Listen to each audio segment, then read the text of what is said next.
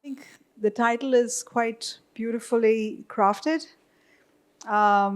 It's through the lens and the lab, and between the three of us. So I was also supposed to be a panelist this evening, but our moderator, who happens to be a children's book author and writer, Menaka Raman, couldn't be here, so I'm going to be a moderator for the evening.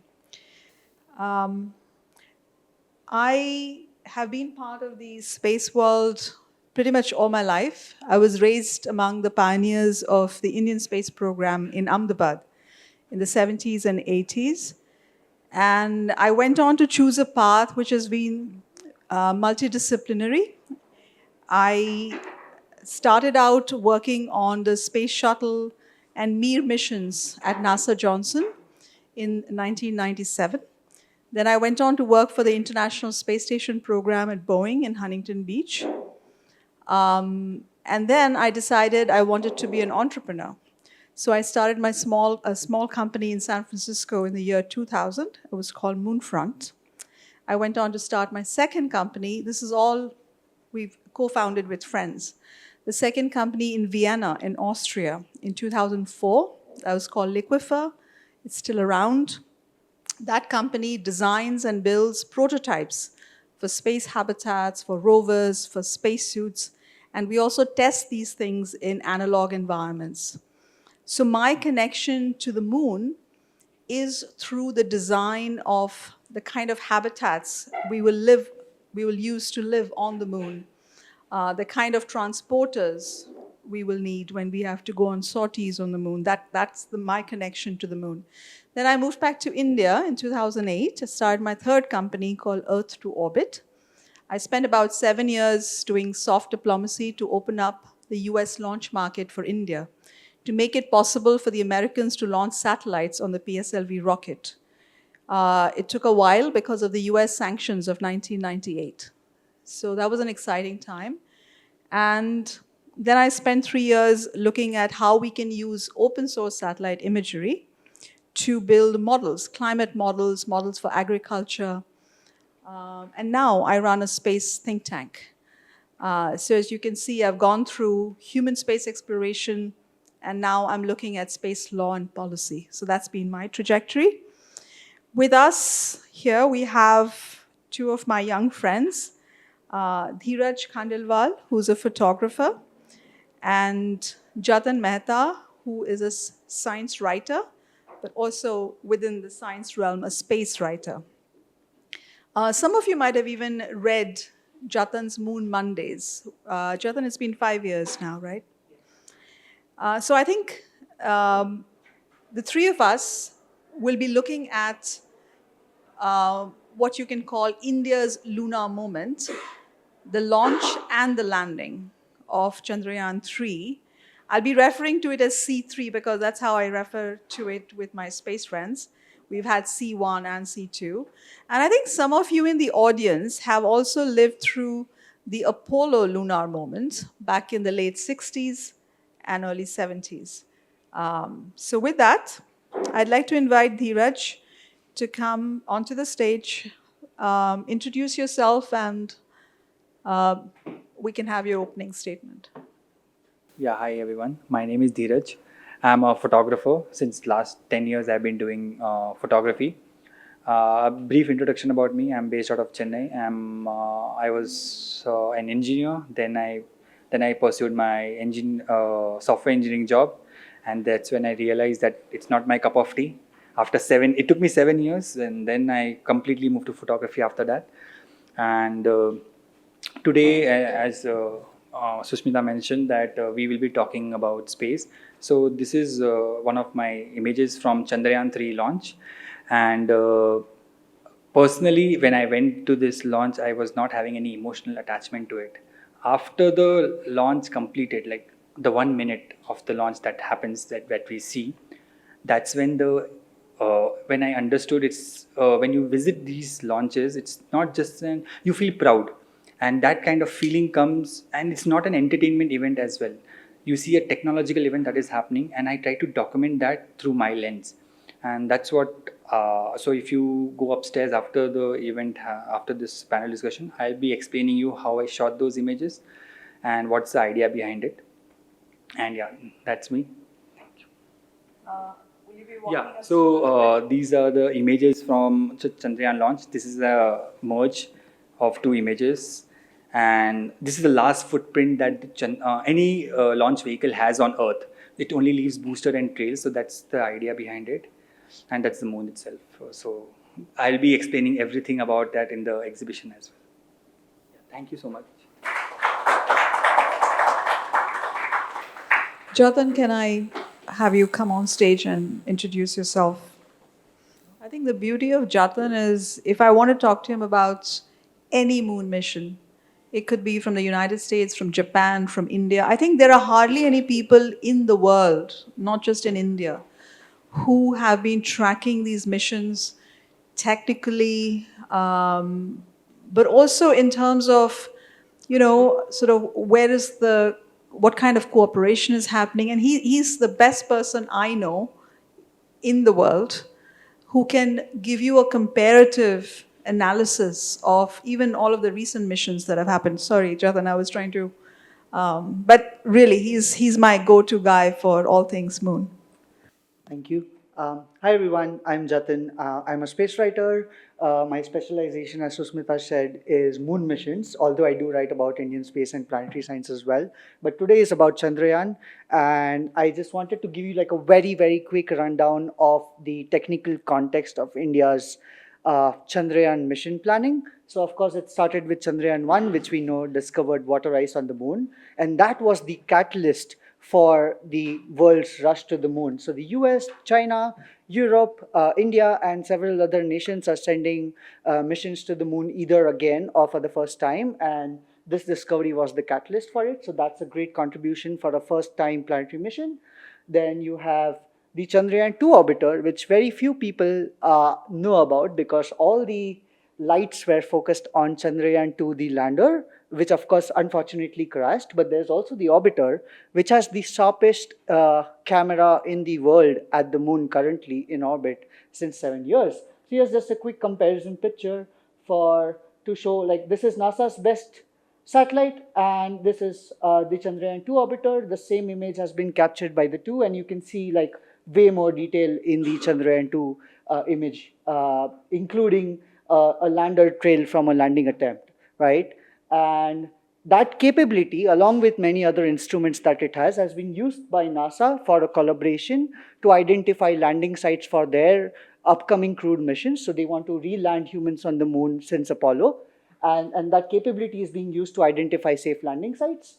It's also been used by Japan to do a precision landing on the moon. So here you have a background image from Chandrayaan 2, which was loaded onto the Japanese lander, which it then used during its final descent to identify a safe landing spot. And then, of course, you have Chandrayaan 3. Dheeraj has way better pictures than I do, but I do love this. I do love this picture a lot. This is from the Launch U gallery that ISRO has. I was also at the launch site, I think, along with Dheeraj, but we didn't know at the time. This is just incredible because it's one of the few moments that you see some like 5,000 people cheering for a rocket launch and not like cricket or Bollywood in this country. So it's just incredible. And of course, this photo as well, like seeing your lander on the moon is just amazing. I can't even imagine how it must feel like to be, someone in ISRO who has worked on the lander directly. And then that sets the stage for having these capabilities of orbital reconnaissance, sharpest imagery, radar imaging, being able to choose safe landing sites, being able to land on the moon, being able to rove on the moon. All of this is going to accumulate in an even more ambitious mission with Chandrayaan 4, which will bring samples from the moon. So that's just something to look out for in the later this decade. And then, so it's going to like bring samples from the moon's south pole. So here's a China mission, recent Chinese mission, Chang'e 5 and 6 samples. So like you have, this is the Chang'e 6 lander, this is the Chang'e 5 lander, and these are samples from it, microscopic images, and these are incredible. If you track the sheer number of new lunar science and planetary science results that these have given us, it will give you a sense of what you should also expect when we bring samples from the moon ourselves. And that would be something truly worth celebrating scientifically as well. And then you have Chandrayaan 5, which is towards the very end of the decade. It's a collaboration with Japan to do one of the most difficult missions in one of the most difficult terrains and directly study water ice in temperatures like past minus 200 degrees centigrade. And so yeah, the context I wanted to give before we enter the discussion is that Chandrayaan 1, 2, and 3, with its varied capabilities, have set the stage for India to do way more at the moon. And this is something that the Chinese have accomplished, and it's also our time to now do it. Thank you.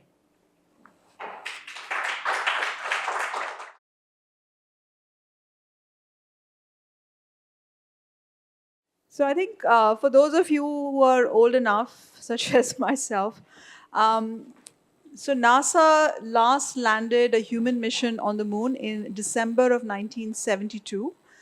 It was Eugene Cernan and Harrison Schmitt. Harrison Schmitt was a geologist.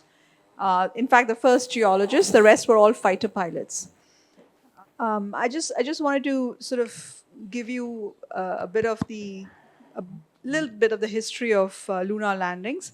And so the last time the US landed with humans was 1972, which is more than 50 years ago.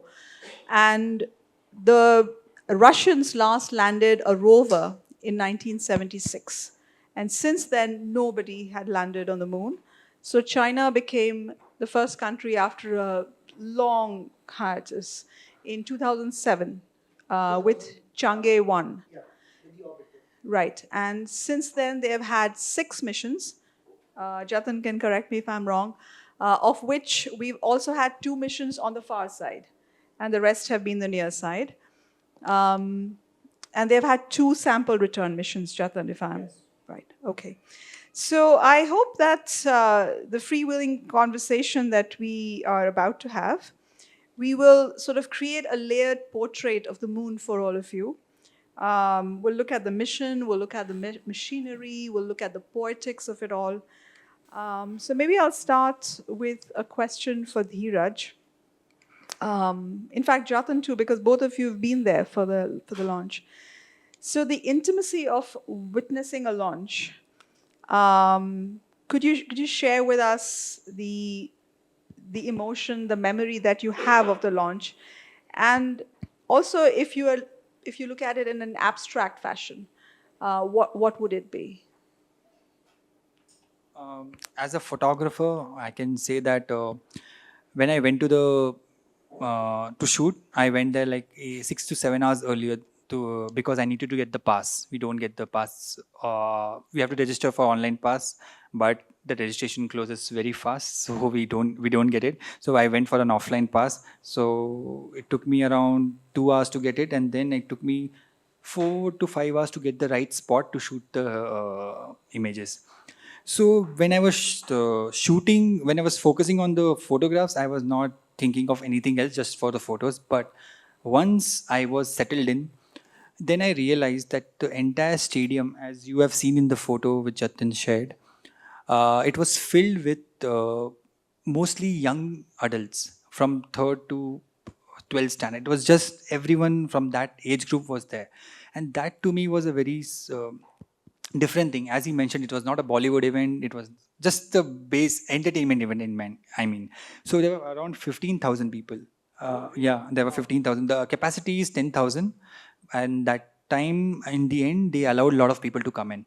And when I asked the ISRO team who gives out the passes, they told me that there were around 15,000 to 18,000 people during the launch, and in that 85% were children. So when the children see these kind of launches, which goes down in history books, which they read about, and then they have also seen the launch, it gives a lot of visual reference and personal connection to it. For me, I went for the launch without having any emotional attachment, and when I came out of it, I have been to that 4 other launches after that, just because of the experience that I had. And it's for 1 minute that you spend 4 hours for, and it's not something natural. And as a photographer, we just take that 1 minute and just start shooting, don't see anything else. And then we realize everyone is cheering, and I thought of shooting people, but I was like, I'll lose the shot of the rocket itself. So it's a big dilemma, and all the 4 launches I've never shot people. Just after the only the trail is visible, then I shoot people, because you cannot get the launch itself. So for me it was a very different emotional connection because of all the environment that it creates. It's not, and as I said earlier, the feeling that it gives, it's very different from what we have for other things.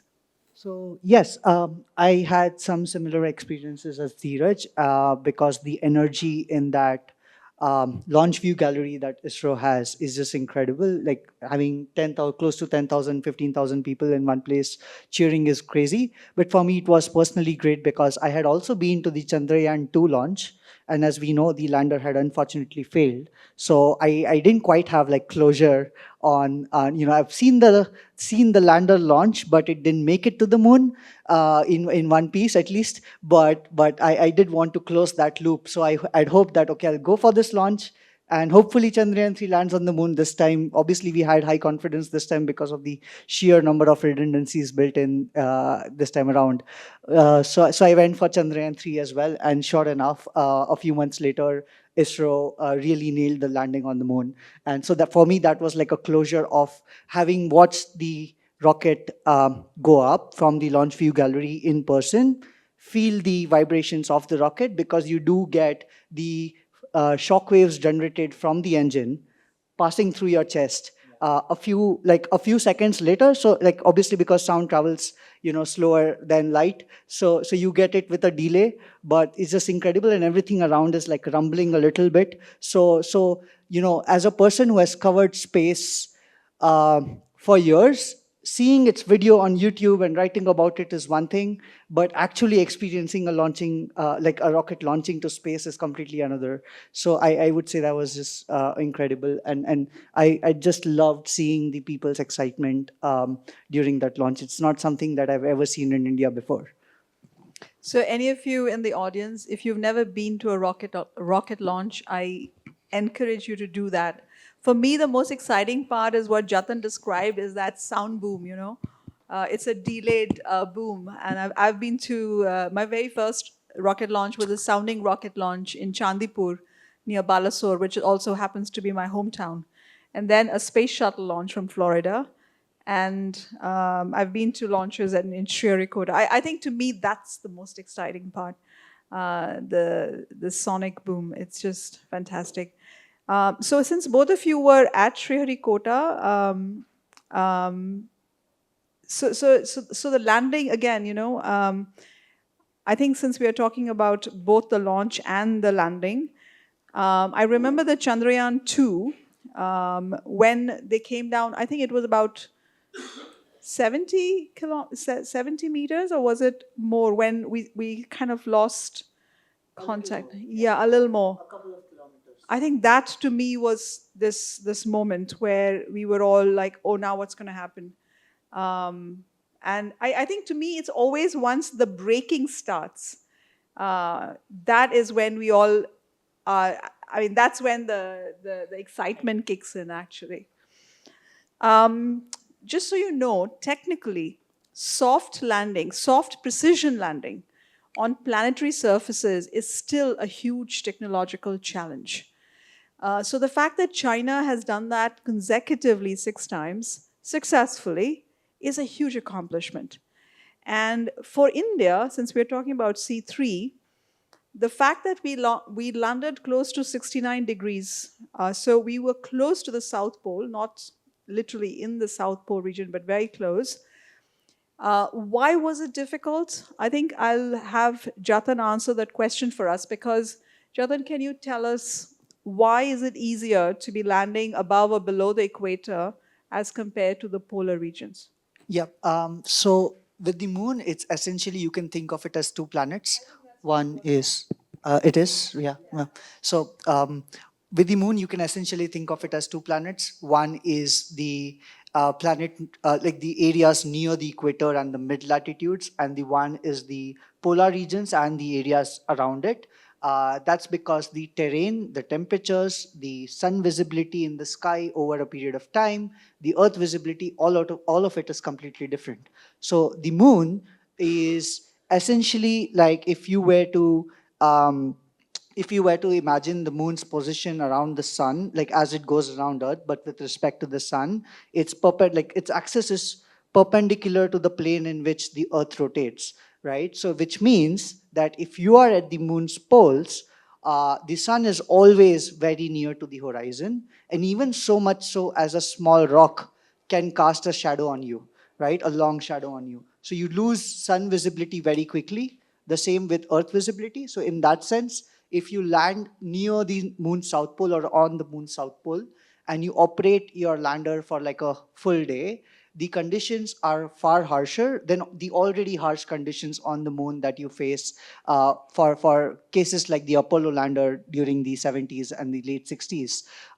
It's already harsh, it's already difficult, but the South Pole just makes it extraordinarily difficult. So it's better to think of them as like two different planets, because the class of algorithms that you use, the class of hardware that you make, the design choices that you make, it's all different.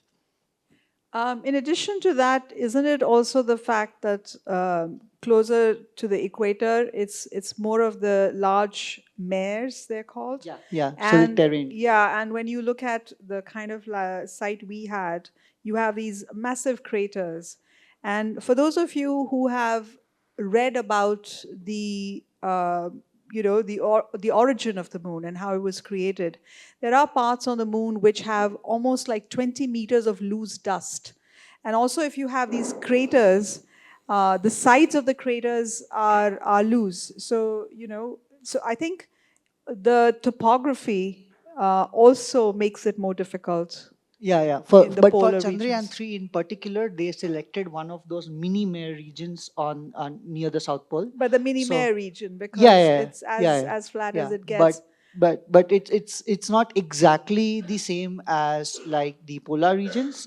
Yeah. So there would still be a difference. However, like having this operational knowledge would definitely feed into that, which is not something you could say for the equator. So yes, topography is certainly a relevant factor as well into this whole mix, and it only gets worse the more you go towards the pole. Yeah, so I think that made it extra special. The C3 landing, the fact that we landed very close to the southern pole. Um, One of the photographs, Dheeraj, you shared with us was off the moon. Yeah. So that was. Can you tell us a bit more about that photograph? So that photograph was taken in Chennai, and moon being the brightest thing in the sky, it's most easily you can easily photograph it. You don't need much of technical gear. With a basic camera, if you have a long lens, you can get basically a lot of craters, everything you can get. But the only issue with that is you need to counter it for the moon's movement. Moon also rotates on its axis while it's moving, so we need to have a certain setting so that you don't get the blurriness. So when I was shooting the last lunar eclipse that happened, during the end stages of the lunar eclipse, when it's completely red, that time you take a slower shutter and then you see the movement of the moon completely there. So yeah, the moon shot was taken right from Chennai, and anyone who have a clear sky, even so, moon is the brightest thing. So even if there's slight clouds, it'll still penetrate. The light will still come through, and you can get a clear shot of it. And yeah, so that's the thing about the shot. What about as a photographer? That's one, the Yeah. movement of the moon. But what about looking at, so getting the craters to be sharper? I think I'm always, because I've been designing things for traversing the lunar surface or living on the lunar surface. I think, to me, that's one of the most exciting parts about photographing the moon. So when I have shot moon over 4 5 years. So when I shot it on the first time, when you zoom in and see the craters, you're like, oh wow, I'm seeing something that is different. And over time, you start to create more images where you get more sharper and sharper image. Like you want. So moon has color as well. We just see it as white. But if you actually stack a lot of images, you start seeing the color little bit blue, little bit yellow coming out of the surface of the moon as well. So that's what I have seen when I was shooting over time, and yeah, that's it. So I think color is a very important aspect for us designers and for engineers and photographers as well.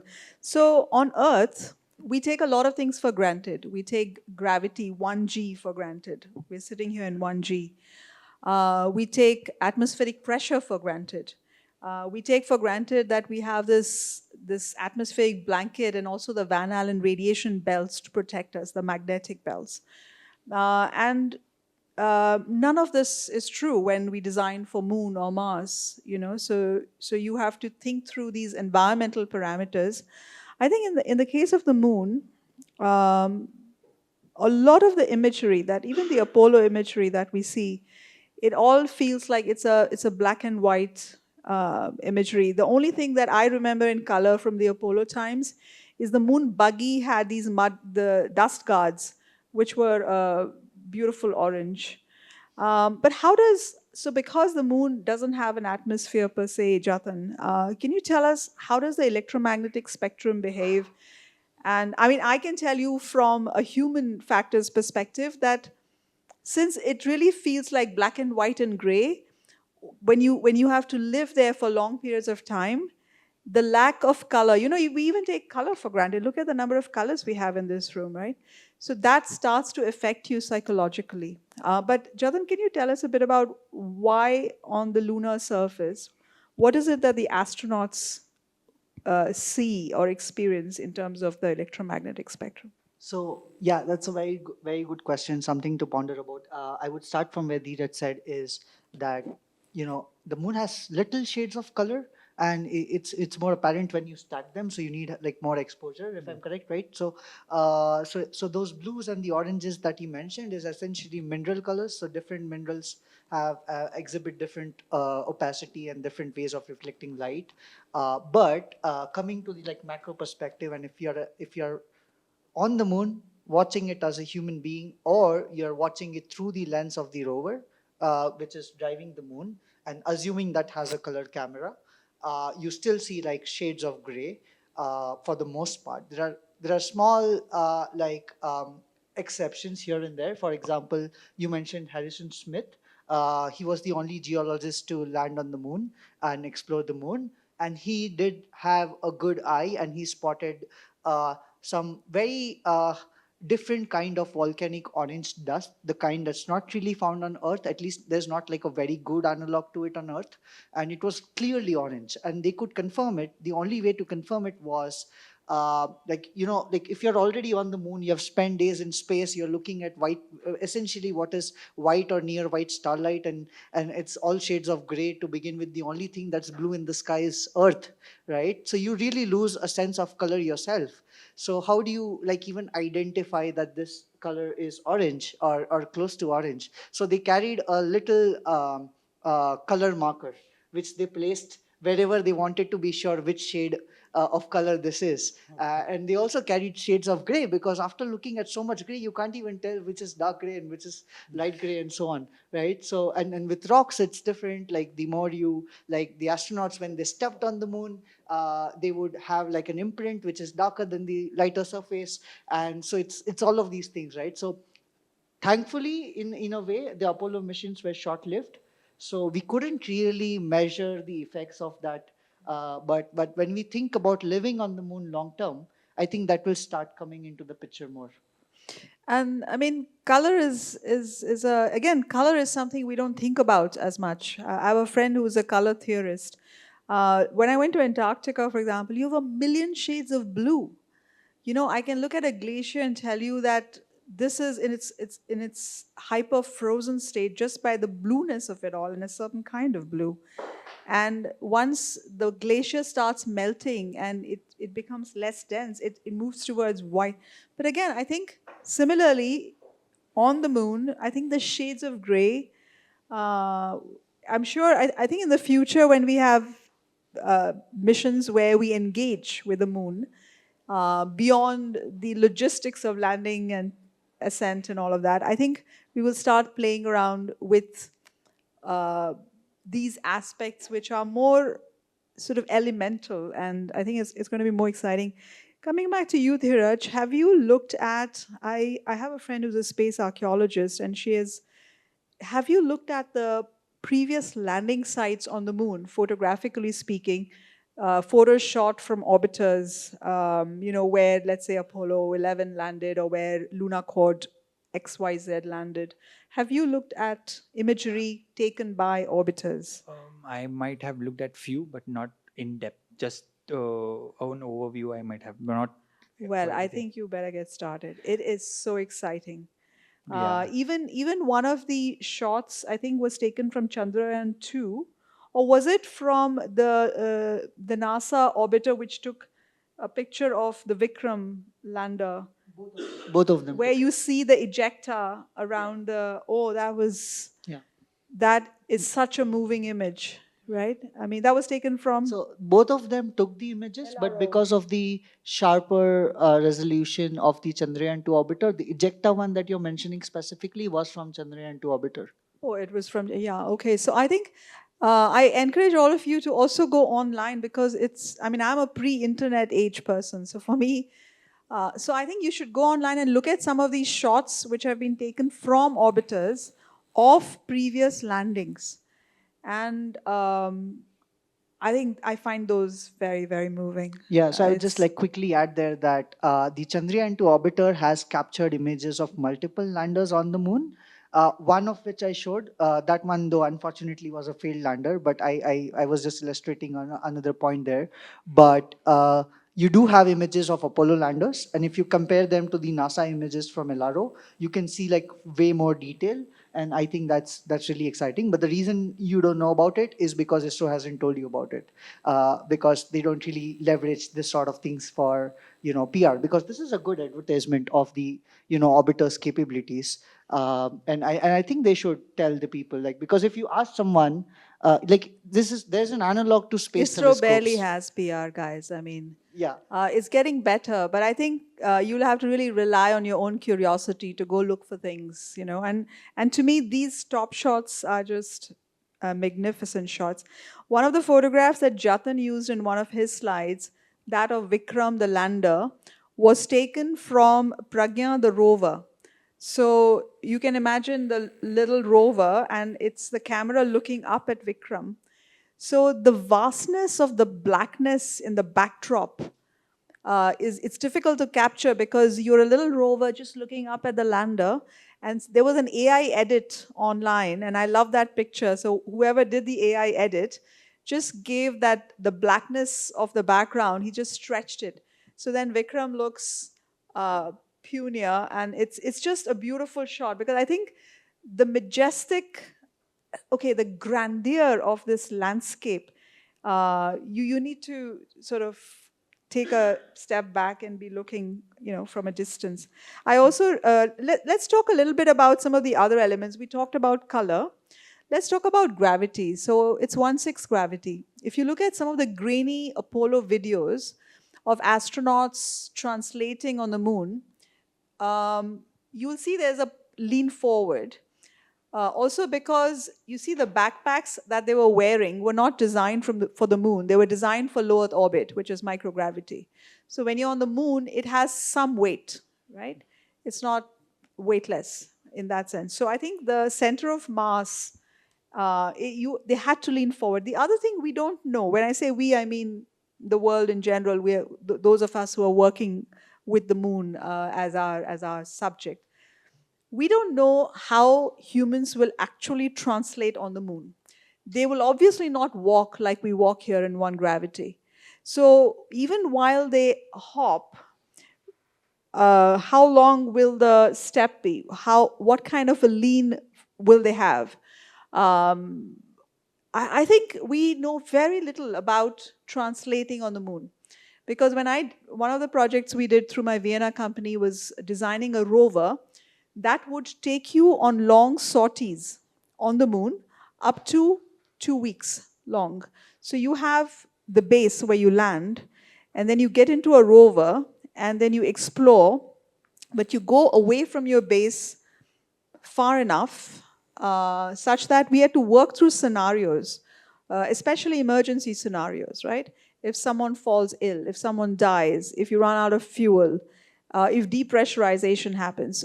I mean, you have to work through those scenarios, especially when you're moving away from what would later, in a proper human outpost, be your base. Uh, let's talk about gravity a bit. So, you as a from a scientific technical point of view, how do you relate to lunar gravity?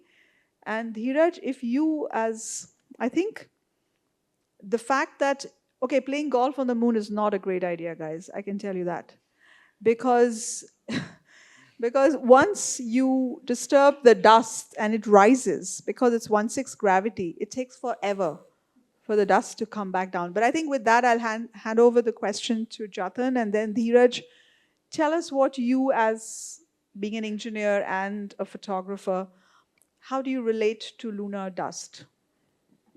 Okay, so I'll tackle both the gravity part and the dust part. So for the gravity part, one of the interesting things about the moon having 1/6 Earth's gravity is that things can like jump higher, like rise higher, and by that I also mean volcanic eruptions. So the dark regions that you see on the moon, like when you literally just look at the moon, you see these dark, like spots, right? Like dark spotches rather. Do you know what they are? As any guess? Okay, so these are like volcanic regions, previously volcanic regions on the moon. So these are solidified lava deserts, and the reason they could be so huge is because of the lower gravity.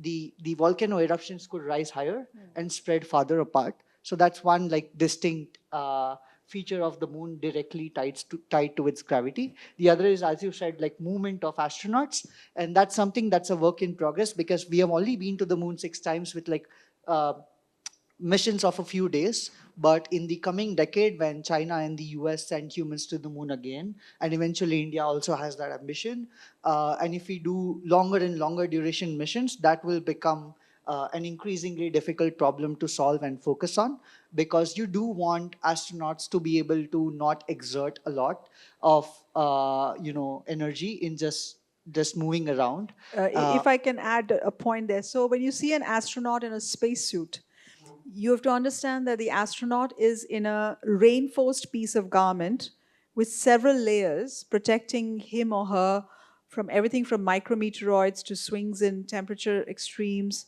but also a bladder of air to press down on your body. It's sort of mimicking atmospheric pressure. Otherwise, your veins would burst. So, if I'm an astronaut in a suit, it's a very difficult garment to be in and work on because it's pushing you outward at all times. So you are exerting a pressure against the pressure this way to work on anything, even outside the space station if you're working on things. The other thing is your gloves, right? To finer finger movements are very difficult, and it's almost that's also everything has got this bladder of. So I think it's like pressing a tennis ball at all times. So working in a spacesuit for about 3 hours, like a 3 hour sortie or a 3 hour spacewalk, is fairly normal. But doing an 8 hour spacewalk is Herculean. So if a Sunita Williams did an 8 hour spacewalk, now that is a super astronaut. Just going up and down, I mean, getting to space is not very difficult anymore. Any of you who can be on an extreme roller coaster can go to space. So again, coming back, I was just trying to bring the suit point in view because even if you're out on the moon, like when Harrison Schmitt and Eugene Cernan did some real proper sorties in that mission, within like an hour, you would have lunar dust get onto the creases of their spacesuit, and you can't even bend. It also, when they came back into their module and took the suit off, they realized that it had even gotten into the hermetic sealing of their thing. It's that fine, and it's abrasive. Abrasive because there are no weathering forces. There's no wind, there's no running water. So here a grain of sand is rounded. But lunar dust is jaggedy, and I think I'll hand it back to Jatan because he just saw some lunar dust in Hong Kong. Yeah, I mean, that was fantastic. Thank you. So I just went Look at for his a, excitement. He's like, so I just went for a conference on lunar sample science in Hong Kong, where I showed you a picture from the China's Chang'e 5 and 6 missions. So the conference was about the new science results that have come out of it, and we did get to see, like some of us got to see the samples firsthand, some of the samples firsthand, and it was incredible. It was like very fine black volcanic powder, but like 2-3 billion years old. It was incredible. But coming back to like the astronauts, you should definitely check out some videos of astronauts moving around on the moon. They are very funny. They just fall a lot. So watch these unedited streams, right? Because then you get to see what actual movement was like. Most of the stuff that you've seen from NASA is obviously like curated versions for the most important bits. But if you just want to hang out on the moon, like through their lens, definitely see it. It's very funny to see them walk on the moon. But on a more serious note, the gloves part that you mentioned. So when we sent humans to the moon's south pole, which again is a very different planet, effectively, the temperatures in the shadowed regions where the water rises, which is also where you would see some color with icy regolith for the first time. Where the water rises, it's like minus 200 degrees Celsius, minus 220, minus 230, minus 240. And so the gloves that you design, the kind of gloves that Apollo astronauts wore, is not going to work. So you would need new engineering, and you can, if like you touch ice for 30 minutes and you know how you feel, they are probably going to have it worse despite all of the layers, right? So that's something.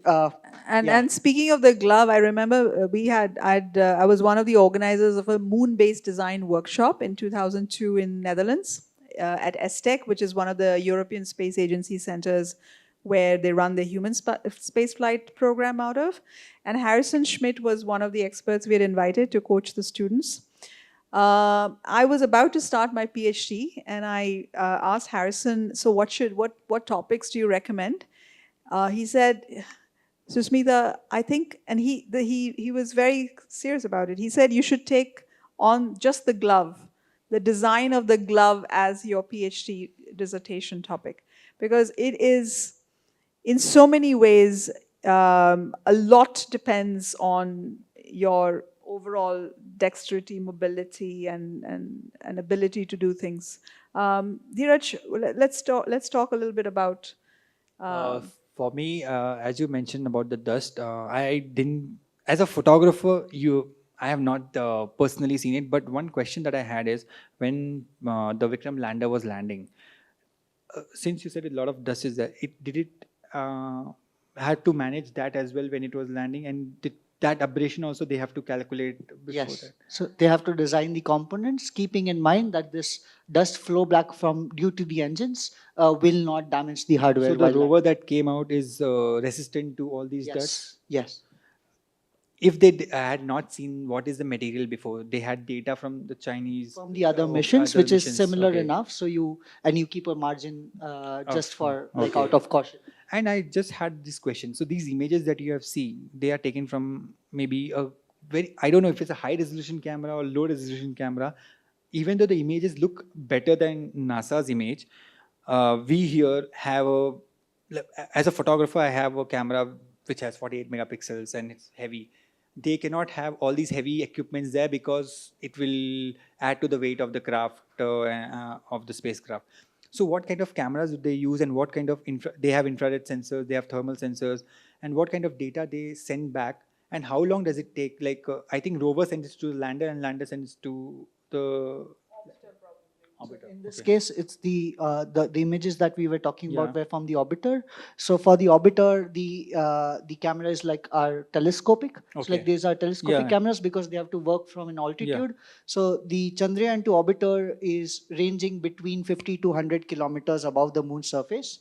And those are actually, like, I think you will find it interesting that if you watch Earth observation satellites Yeah. and the images they take of Earth, they are worse than the images that the orbiter takes of the moon, because there's no atmosphere for light to like scatter, right? So the fuzziness is not there. And the other aspect that I think for the lander and the rover and other such elements, I think the aspect that you will find interesting for the South Pole and near the South Pole is or even the equator for that matter, is the high contrast environment, because again, no atmosphere. So shadows are sharp. The sky is always black, even if it's daytime. again, no atmosphere. So I think I'm just curious, like if from a photography perspective, because astronauts do have this mission of actually recording and imaging every single thing along their walk, and it's scientifically relevant, it's operationally relevant. So I'm just curious, how do you think, like in the environment of the moon's south pole, with the sun always near the horizon, and you don't want like overexposure also, right? So how would you imagine, we would be tackling something like that? I first thing I've never not imagined that yet, because I think when you are in such a place where there are such long shadows and such highlights, if you want to have a better view, I think you need a high dynamic range camera. That's all I can say. But I have not imagined that yet. And also another thing about the South Pole that I wanted to ask is when it landed, the surface was at minus 10 degrees, and just few centimeters below it was plus 70. That's what I had done research. Yeah, the opposite. The surface was The at surface is hotter because the sunlight sun, can and directly the interact. Yeah, it's below. you have the numbers shadow right. region. Okay. It's just the other way around. Okay. Yeah. So how does why does that? What is the reason? Because such a massive temperature difference. Right. So the moon's regolith is not conductive. Like it's not conductive enough. Okay. So the heat does not get passed on. Unlike in Earth's case, where both the soil is very conductive, which is why when we go to beaches during the day, we feel hot when we touch the sand with our feet, and we feel cold in Rajasthan at night. But with the moon, it's like it's not conductive. So even like if you just take a scoop out of the surface, the temperatures below will be very cold, which is why we think that there's lots of water ice there, because if they have not been exposed to high temperatures, then it has not escaped to space like the rest of the moon's surface, like water previously been on the moon's surface. It has escaped to space because there's nothing to retain it. The gravity is low, there's no atmosphere, there's no protective magnetic field. But the moment you go below, so this question that you asked is very pertinent to all of the exploration goals that we have with the moon. Yeah, this is great. So I think we also, in a way, discussed a bit of the thermal environment, the thermal nature of the surface of the moon. Speaking of photographs that we want you to go look at online, my favorite shot from the Apollo missions is one of Eugene Cernan. He had come back from a sortie. He has taken off his helmet, and you can see him is still wearing his spacesuit. He's inside the lander module, and just Google Eugene Cernan lunar lander, something along those lines.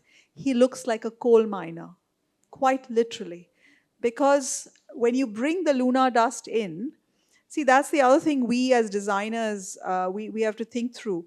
I should have presented some visuals from the designs we've done.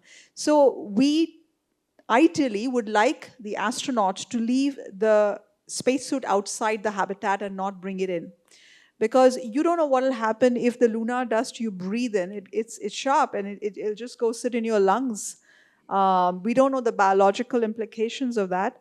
So what we've designed is you will have a spacesuit which is similar to the Russian suit, where you enter the suit from the back. Unlike the American suit, where you have the joints, it's different. How you don and doff a suit is very different with the Russian and the American ones. So the way we've imagined it in our design scenarios is you latch the back of your suit to the surface of your habitat, and then you wiggle into the habitat, leaving the suit outside. You don't bring the suit inside. I mean, there have been talk about dust showers, and you see that in Hollywood films, and Hollywood films sometimes are way off anyways. But the airlock and then dust showers, we've looked at a lot of different scenarios. It's not very easy. Also, the dust, it just sticks to your suit. You can't take it off. And then let's talk a little bit about what lies under, now that we are also talking subterranean stuff. We, space architects and habitat designers, for us, one of the options is to take a lava tube and design into it, because the galactic radiation that you're exposed to. I asked Harrison Schmitt this question: how were the moon missions designed? So he said, Susmita, we literally flew in a tin can. We had no protection. The only thing they could do, the mission planners could do, is plan the trip around the time when the solar activity was at a minimum. That's all they could do to protect them. So I think for us, theoretically, we either use walls, bunker walls, like using regolith to protect the astronauts who would spend longer periods of time, or go subterranean. And I think there's also been discussion of having water walls. So let's talk a little bit about galactic radiation, Jatan. And did you have a question? I wanted to ask you freewheeling about discussion. one thing. You said that America has a different space suit, Russia has a different space suit. Why is, like, see, we are all going to space. If there is something that is fail proof, why don't everyone use the same kind of suits? No, I think it's always good, as in terms of the design approach. If I had to present to you the Russian approach to human space exploration, the American approach to human space, it's completely different. In fact, that's one of my favorite talks I give, because I worked on the Mir space station and I worked on the shuttle and space station. So I usually use two projectors and show you side by side, but also walk you through how they think through these things. So is Gaganyaan going to be So the very Russians different? developed their suit by themselves, and the Americans did it themselves. So it's perfectly all right to have two different kinds of suits. And What's then wrong with that? Gaganyaan will have a different kind of In fact, structure. it's good they did that, which is why if on the moon I want to leave my suit out, I think the Orlan suit is more adaptable to that kind of a scenario than the American suit. That's the question. And the Russians are still, guys, the masters of human spaceflight.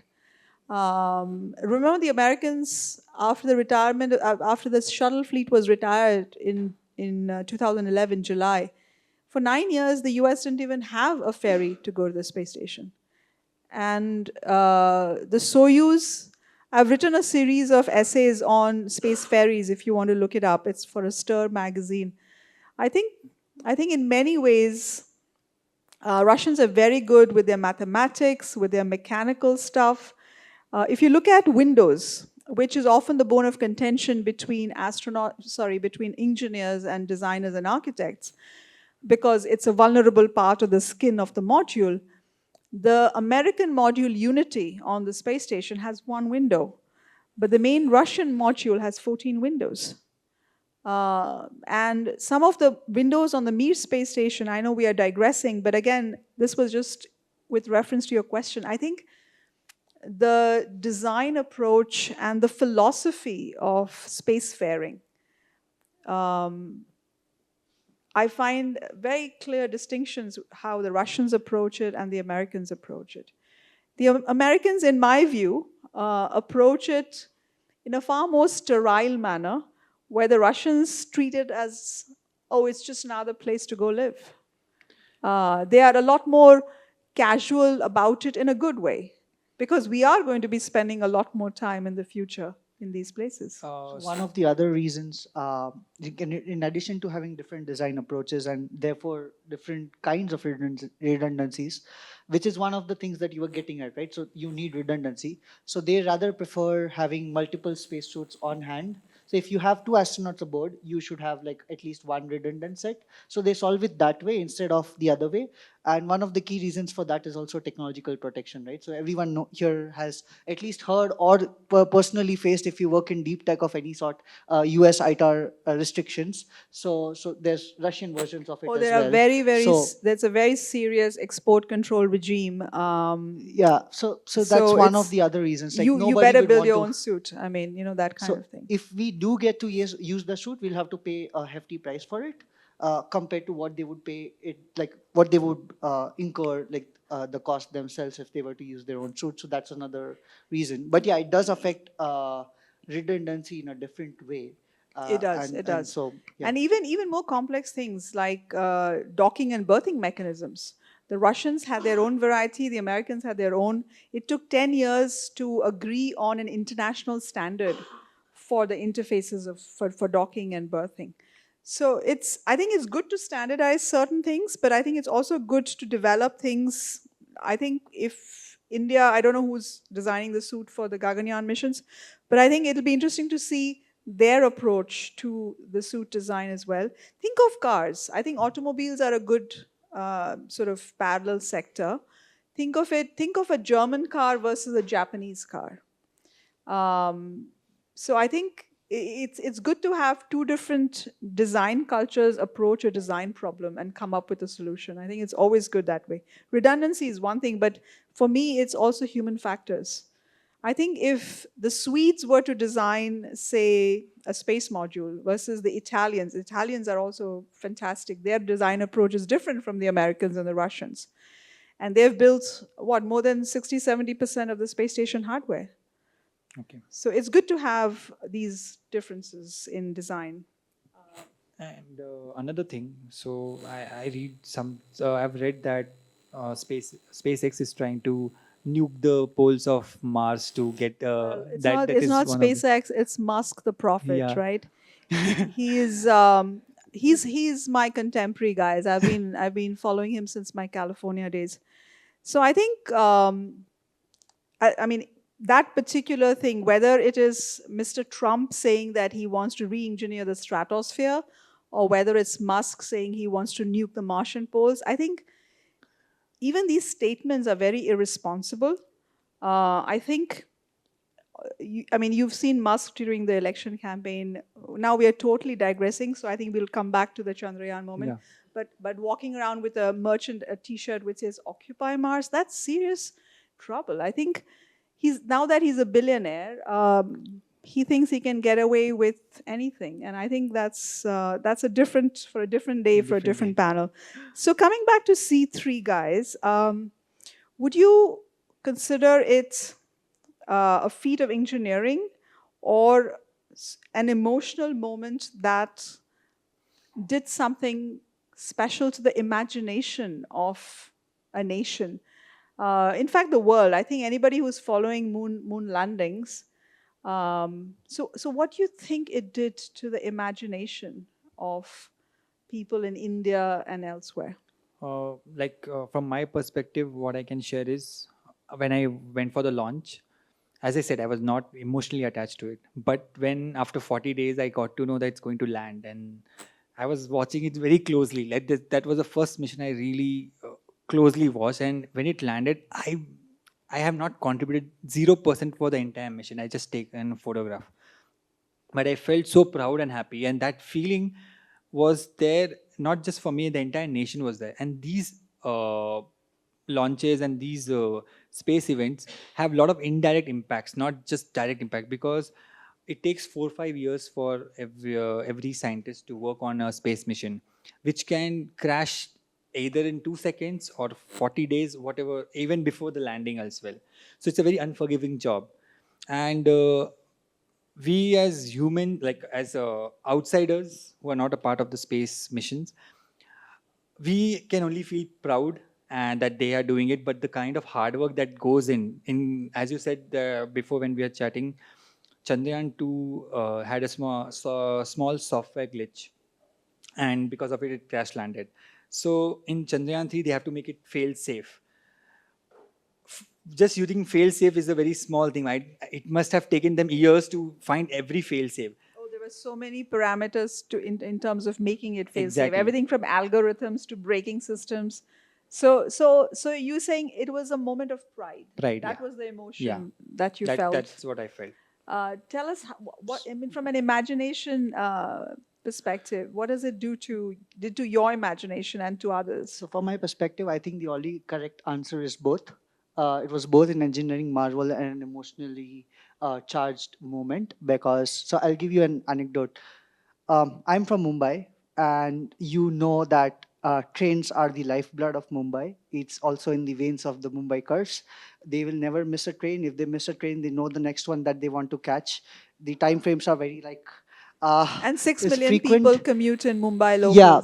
So during the Chandrayaan 3 landing, while I was not there personally, but like I know many people there. I was in ISTRAC in ISRO's communications arm to cover the landing. But But what I heard from multiple accounts and also from pictures that were spread later on the web is that during the moment of the landing, the few minutes around it, nobody boarded the train.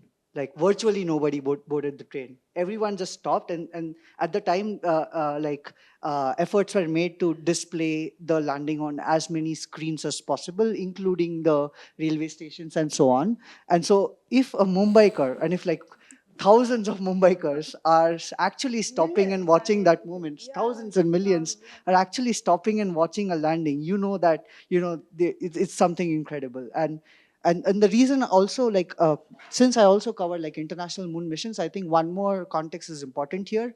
The Apollo missions were amazing, but they were 50 years ago. And personally, I'm very tired of hearing about their successes because, I mean, it's great, but it's 50 years ago. We should do better now. That's one part of it. The second part of it is that um, it does matter who is sending the mission, not from a nationalistic, sentimental point of view, but from a relational point of view. So when Chandrayaan 3 landed on the moon, I saw many of my relatives who in my entire life have never cared about space watch that moment and actually like care a little bit and be curious about space and what is it like on the moon and so on. And and that's not something they would ask for a US mission or a China mission, right? So from a relational point of view, again, not from a nationalistic sentiment, but from a relational point of view, which is why I think it's very important that every country that is now sending moon missions is doing what it is. So like South Korea, when they sent their first lunar orbital a few years ago, they actually made it stream a song by their boy band. Damn it, I forgot the name. The most famous Korean boy band. Yes. Wow, that's a shame. But so they actually live streamed that from the orbiter to capture the imagination of the South Korean public. And I don't think they've ever cared for a moon mission more than that moment. So I think it's very important from that perspective. Yeah, and I remember the video from the Andheri station. Oh, that was electrifying. Everybody gathered to watch it land.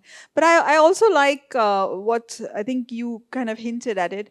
I think having worked with the Americans and the Europeans and the Japanese, to some extent the Russians, I think there is national pride, but for me, it's really about the fact that someone just did it. And I'm so proud of the fact that the Chinese have landed 6 times, every single time successfully landed. And I get phone calls sometimes from people making documentaries and what have you. I remember once getting this call from someone in London. She said, "We are making a 3-part series to celebrate the 50th anniversary of the last moon landing." I was like, okay, if it's a 3-part miniseries, will you also be talking about other countries like China, for example? She thought for a second and said, yeah, maybe in the 3rd episode we might. I said, do you know, while we are on the phone, there's a rover pottering about on the moon and it's Chinese. So I think I'm also quite done with this 50th anniversary of the last Apollo landing. I think let's talk about now. And I'm really thrilled every time even China sends a mission or anybody else, like the iSpace guys from Japan or the American companies, Astrobotic, Firefly, and what was it, Intuitive Machines. I think it's exciting every single time, guys. I think it's beyond national pride. Of course, there's national pride, but it's beyond national pride.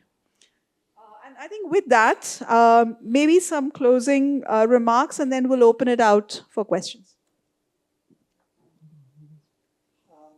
Okay, so I think the one thing that I would like to mention is that from the perspective of my work, I do have to like separate the sentimental part from the part that is purely analytical. So if I put my journalistic or writer hat on, I also have to cover what the missions did and did not do, did achieve but did not achieve what they said they would, and all the discrepancies in what the ISRO PR does, or the NASA PR does, or the Chinese PR does, for that matter, when it comes to covering their missions. So I think that is also important. So and the reason I state this is that as a nation and as people, like as people who are emotional, and space is one of those topics which is engineering wise extremely technical, but from an observation point of view, it's extremely emotional.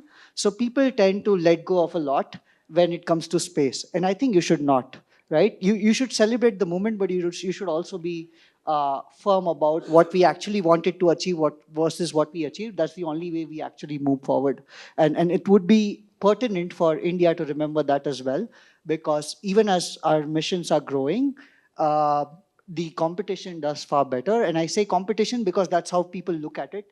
We need not look at it like that, but that's the reality. So either way, if we are going to go ahead and compare ourselves to the rest of the world and say we are second to none, then we should actually remember the factors that will make it happen. Dheeraj.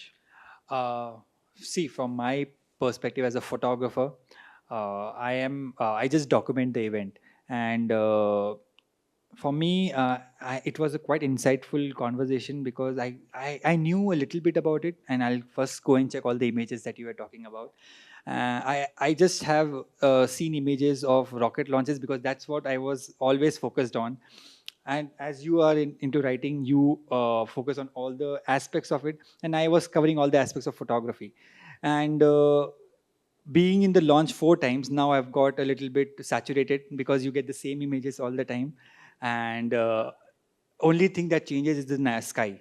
If it's in the morning launch, you get a beautiful sky. If it's I have not seen the night launch because last four things have all happened in the morning. And yeah, I've been trying to find some different ways to shoot. I was next time planning to go inside the water, so the sea is just next to it. So I don't know if we can get a permission to shoot from the sea. You get a different perspective of it. And yeah. No, I think if you're going to go for any more launch photography, go for other rockets. I think every rocket, like I said, depending on the size of the rocket and the place it's launching from, Yeah. the time, the plume is different. So next, Yes. maybe you should go for a New Glenn launch or something. Go for another rocket. Yeah, but I think You now can- I'll start. The private sectors have started to come in. I will start shooting that probably. We'll see what difference it Also, has. you have grown up in Chennai, right? Yeah. So you must be used to seeing some distant rocket launches from S- Sriharikota as they go downrange. I might have seen earlier, but that time I was not into photography. Last 10 years, like last 5 years, is where I have actually started seeing, okay, this is something is You happening. go over Chennai Yes, skies, yes. right? So Yeah, that's not yeah. something that the rest In of fact, when us- I used to visit my grandfather's place in Balasore, I would often be in the courtyard of the house, and I can see the trail, the sounding rocket trails. Or in California, I could see when I was in Southern California, I could see Vandenberg had launched something. I could see the trail. You see it in the sky. You know that's a rocket trail. Actually, when I had this show in Chennai, there was this one old couple that had come. They said that they had seen the launch from Chennai, and now they are coming for the show. I was like, okay, wow. So Yeah, like you they can. they You can. properly saw. It's usually the everything. wispy stuff afterwards. It's not Yeah. even like the full plumage. They just saw the trail and everything, and they came for the because of the trail that they saw. They came for the exhibition. That was the inference that they That's gave. quite a That's a Yeah. nice anecdote.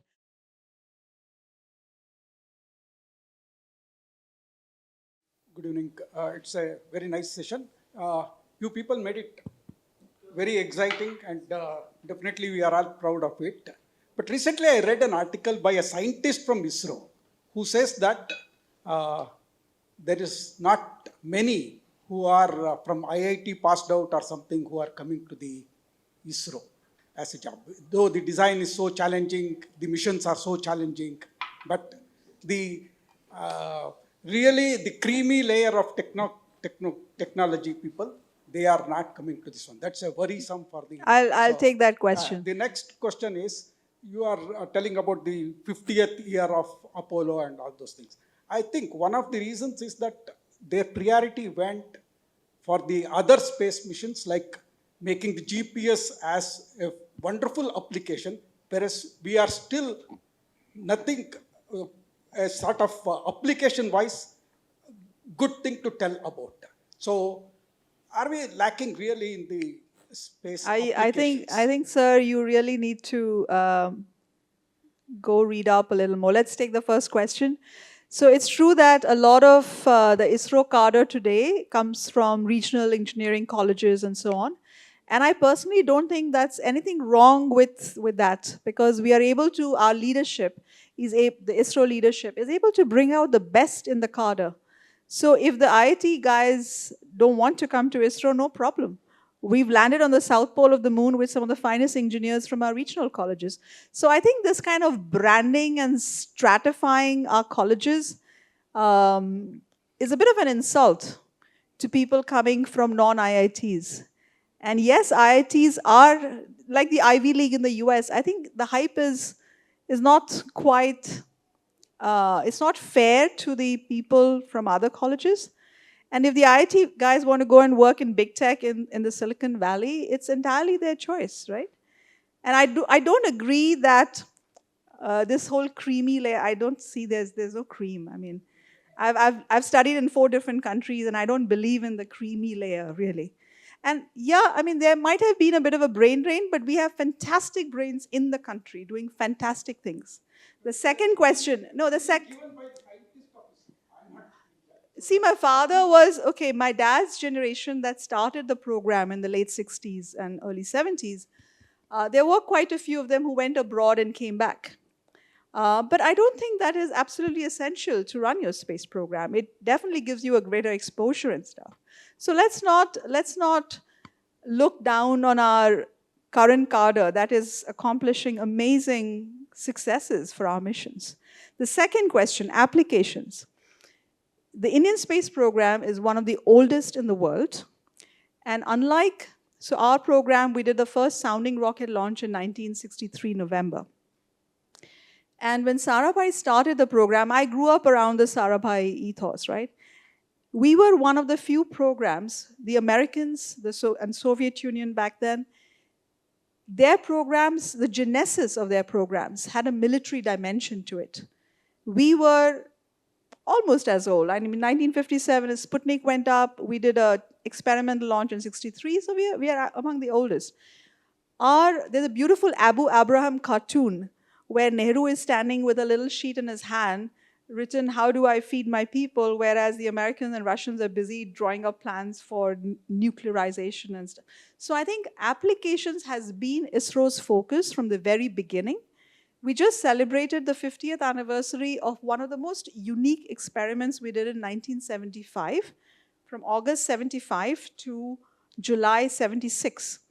We borrowed a NASA satellite. So the satellite had to be moved to focus on India.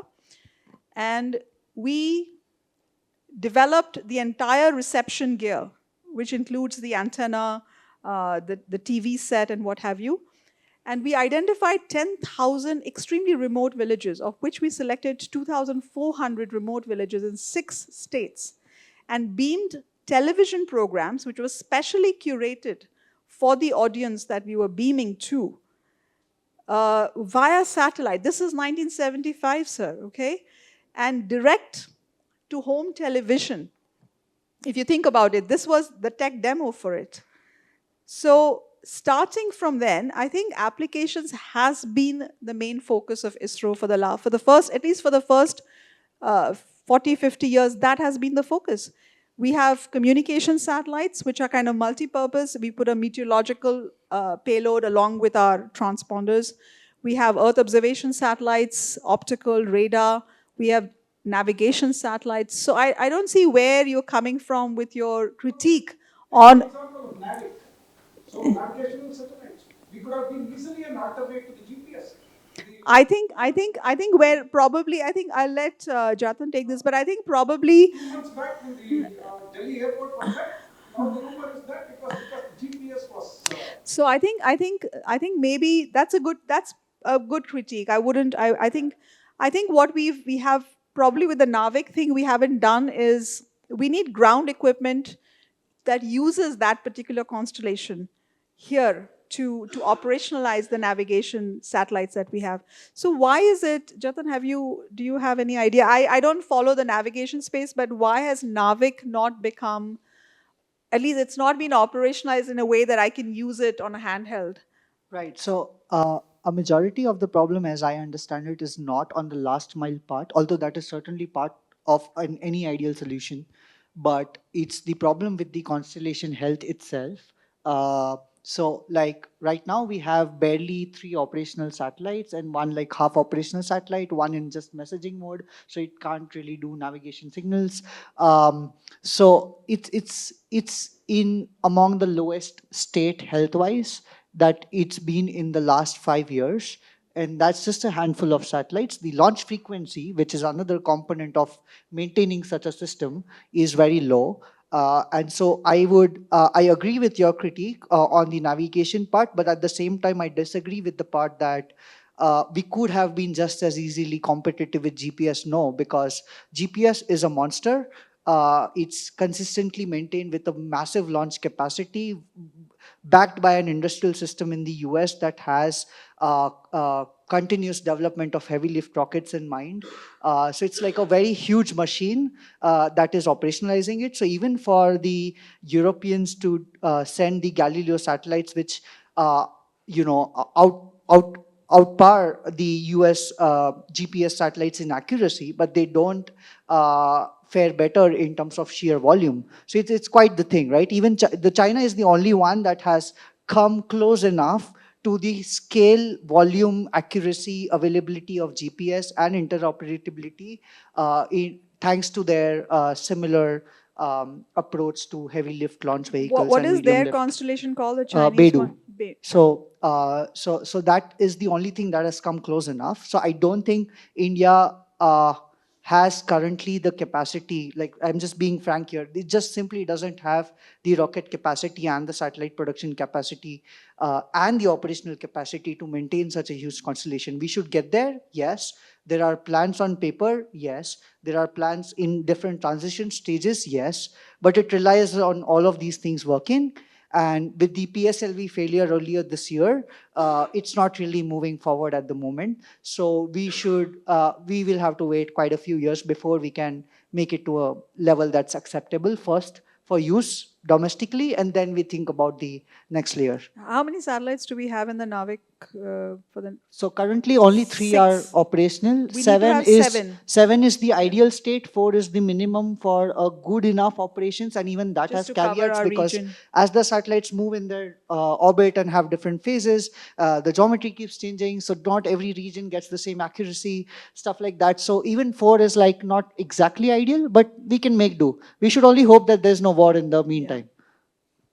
So I think your Navik criticism, that's a point well taken. I was also thinking the ground-based systems that need to go with it to commercialize it, it hasn't happened the way people would want it to happen. But that said, in terms of the application cocktail, the telecom cocktail is quite fabulous. Our Earth observation part of the cocktail is doing quite well in terms of replacing, with newer satellites. But I think it's Navik that's the problem. I think we'll go on to other questions, sir. Yeah, go ahead. Hello, madam. Here, right here. Okay, go ahead. I am a structural design engineer who designs fighter aircrafts. So the moment I joined the session, I realized all the design aspects of it. The moment you land on the moon, I believe that there is a huge temperature difference, right from the very cold minus 123 degrees to up till 173 degrees, plus 173 degrees. Totally, I feel that there will be around 300 degrees of delta change. This leads to, I believe, a failure of the material itself, right? How does one keep in mind? Like when you fasten two materials, like join to keep it in layman terms, due to the temperature change, the bolt and the nut will be one material and the other one will be another material. So how does a designer keep all of these things in mind? I They need think to know the design aspect. That's it. Yeah, no, I think that's a fantastic question. I'll let Jatan take it. I think material and advancements in material science plays a big role. What's your name? Suraj, yeah. So I think advancements in materials plays a big role in the crafts we design, whether it's in low Earth orbit or on planetary surfaces. So while Jatan, you can take the moon question. I know the kind of alloys we use for LEO construction. The modules, the nodes, the arms. For us, we look at the metal as, of course, the weight matters, the strength matters. So often it's a waffle structure sandwiched between the alloy skins, because your modules have to take sometimes you to protect it from micrometeoroid hits and stuff like that. The internal thing on the American side, on the space station, they took a shortcut and used a chem film, Whereas on the Japanese side, the Kibo module, for example, uses a very special grade, high quality paint, so that there's no grime, no dust, especially grime over time. And it has to have minimum outgassing, the material itself, on the inside of the module. But I think, Jatan, why don't you go ahead and answer the lunar surface? So just like most spacecraft, lunar missions are not very different in the sense of the testing component of it, that you do go through the series of tests that every spacecraft is supposed to before launch. So one of those tests is a thermovac test, wherein you put a spacecraft in a huge vacuum chamber and you cycle the temperature to simulate the kind of environment that the spacecraft will face in its actual mission, and for the actual duration of time, and sometimes far more, to stress test the whole system. So of course the design, like the design has to utilize better materials, and you need to account for all the thermal characteristics, including the joints part as well as the mechanisms themselves. So one of the most important things that gets affected is the mechanisms, and with a lunar lander, that's very crucial. So you should not have any of the deployable components being affected. So you do like a full cycling test of the whole thermal cycle, like multiple times over, and you essentially see if there's any problem. But it's taken care of in the modeling stage for the most part, unless and until you are going to a completely foreign environment, which we would go to with the South Pole. So right now what we have with the South Pole is mostly models based on orbital imagery and orbital remote sensing, which is good enough for like a rough scale idea. But when you want to go to the lander scale, and the scale of the lander legs touching the soil, it would be a different ball game. So you'd have to have ample margin. So it's not like we have no clue. We have some clue, but we don't have a refined version of what to expect. So we would keep ample margins, and then you would take actual data during the mission, which then feeds into the next one. So recently, when Firefly landed on the moon, they, despite landing in an equatorial region, which is extremely well understood, they still had local topography based variations in temperature that they did not originally account for. And so they had to do this innovative things, like moving the communications antenna in a certain way to shield the other component, and angle the panels in a different way, and so on. So they had to manage temperatures which they did not expect even after all the testing. And the reason they found was there was a local crater which was reflecting light multiple times over and then coming on to the spacecraft. So these unexpected things will always be there. So it's better to, one, have margin, second, redundancy, and then feed that into the next mission. Or then improvise as they did with Firefly. But I think I would encourage you, Suraj, to go online and look for technical papers which are looking at, let's say, the Firefly experience in terms of the thermal preparation and then the surprise. I think there'll be some excellent technical papers that talk about these things. Also, the thermovac thing and the other environmental tests do take care of things, but there are always surprises. And I would be interested in the aging of the material. So now that we've left Vikram, what happens over time to that material? Like when Vikram had briefly landed on the moon and it's rolling, and it was expected to wake up again after that day was Lunar cycle. I mean, Yeah. because it not wake up. Maybe it was due to the temperature change, because extreme temperature might have created that thing from waking up. Jatan, go ahead and respond. So they did say they expected, but they were also very cautious about not promising it. So they didn't say that it is definitely going to wake up. They're like, if everything goes well, it might wake up, and that was expected. So in that sense, so that's because the temperatures go so low during the night. So at their landing site, it was close to minus 120, minus 130 degrees Celsius at the peak of the lunar night, at which point your electronics and avionics would stop working if it's not able to withstand that, or at least for a long amount of time. So the main factor here, so this is not really very different from sending something to Earth orbit, but because there you also have temperature variations. But the key here is that the Earth orbits are very short. Like you are talking about a few hours, usually for LEO satellites. So they're very short. But with the moon, The lunar night is 14 Earth days, right? So it's like a zap of that temperature probably wouldn't kill you, but having to sustain through that whole thing for a few Earth days at the peak, and then through the rest of the pretty brutal temperatures as well, and then having to have enough heat to return to life is a problem. But China has a solution for this problem already. Like their landers have Chang'e 3 and 4 in particular, both the lander and the rover have radioactive heating units, which they use to keep the electronics warm during the night. India is trying for that, but Chandrayaan 3 did not support that one. But we are trying to make it in collaboration with BARC, like as in ISRO and BARC collaboration.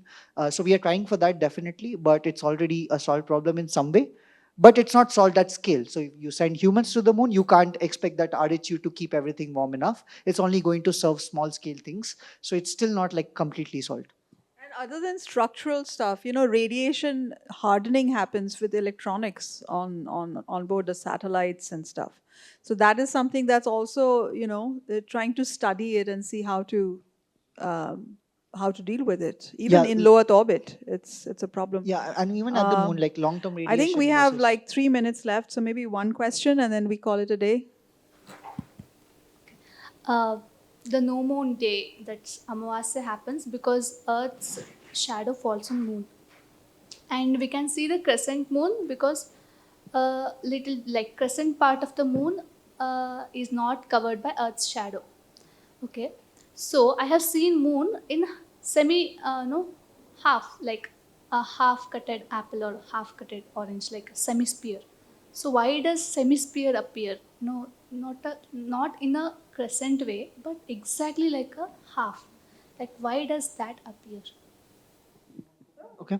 So it's essentially to do with the geometry of it, right? So if this is Earth and this is the moon, the new moon you're talking about is somewhere here. We can imagine the sun source being there, but when it comes here, the sun's light is falling on this half of the moon, and from Earth you are seeing here.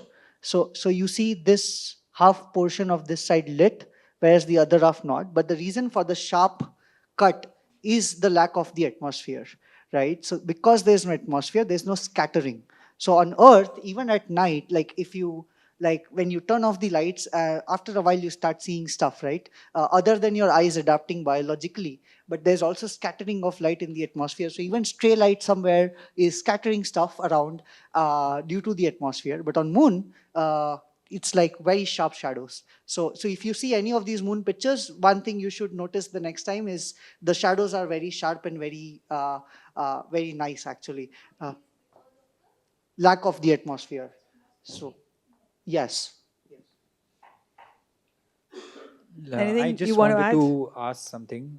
Since you are talking about all the factors that you have to prepare for before the landing, I think you also mentioned earlier that they are planning to land on the dark side of the moon as well.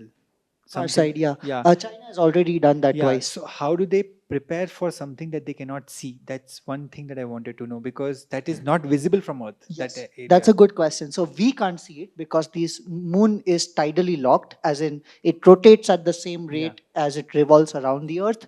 So we can't see it, but orbiters can. So yeah. orbiters go around the moon in a polar orbit, for example, so they can always see it. So you can image the far side. We have done that multiple times. So when the orbital is going around, it still needs light to see the surface. So So it does how? get lit. So that on the dark side of the moon, is it decently lit all the time, Yeah, or yeah? it's equivalent. Far side. So yeah, it's not the dark side. So I would actually blame the Transformers and Pink Floyd for that. It's not the dark side. So okay, consider this geometry again, right?